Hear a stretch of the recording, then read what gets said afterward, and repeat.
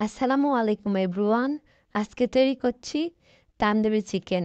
এর জন্য চিকেনগুলা খুবই ভালোভাবে কেটে নিয়েছি এবং এর সাথে 4 চা চামচ টক দই মিক্সড করব এবং তার সাথে সয়া সস দিয়ে দিচ্ছি 4 চা চামচ। এবার দিয়ে দিচ্ছি একটু লেবুর রস, যেটা চিকেনের গন্ধকে দূর করবে। এবং এবার দিয়ে দিব কিছু পরিমাণে বারবিকিউ মশলা। এটাই কিন্তু এটার মেন একটা ইনগ্রিডিয়েন্টস বলা যায়।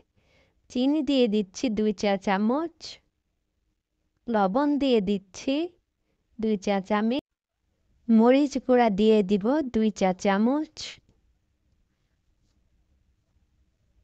তেল দিয়ে দিচ্ছি সরিষার তেল অবশ্যই ইউজ করতে হবে।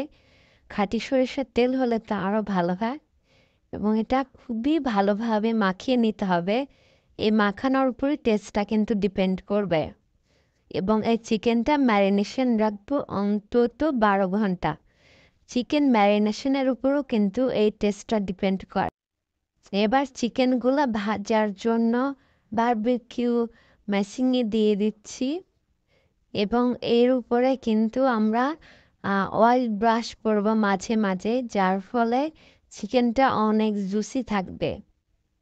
আর এই ক্ষেত্রে আমরা ওই তেলটা আর মশলাটা ইউজ করব যেটা বারবিকিউ ম্যারিনেশনের সময় করা হয়েছিল। এটা অনেক টাইম নিয়ে মেক করতে হবে, যার ফলে চিকেনটা অনেক টেন্ডার এবং জুসি হবে এবং চিকেনের ভিতরে যে চিকেনের গন্ধ সেটা কিছুতেই থাকবে না আস্তে আস্তে মেক করার ফলে। কিছুক্ষণ সময় পর পর আমরা এটা উল্টিয়ে দেব এবং চিকেনের উপরে অয়েল ব্রাশ করে দিব এবং কিছু লাস্ট টাইমের দিকে আমরা অয়েলের পাশাপাশি ওই মশলাটাও ব্রাশ করে দেব, যার ফলে দেখা যাবে চিকেনের উপরে একটা মশলা মশলা লেয়ার তৈরি হবে এবং এটা খেতে অনেক টেস্টি হবে। এইভাবেই কিন্তু ব্রাশটা ইউজ করতে হবে।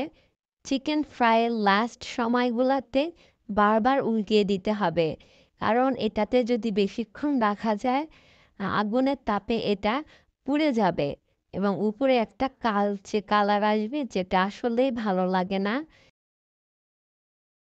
এবং আমাদের চিকেন কিন্তু অলরেডি রেডি। এগুলো আপনারা নান রুটি কিংবা তান্দুরি রুটি যে কোনো রুটি দিয়ে খেতে পারেন। খুবই tasty, must try eat food বলবো এটা। শীতকালে তো অবশ্যই, এবং যে কোনো ওকেশানে কিন্তু আমরা এই তান্দুরি রুটিটার সাথে এই বারবিকিউ চিকেনটা মেক করে খেতে পারি।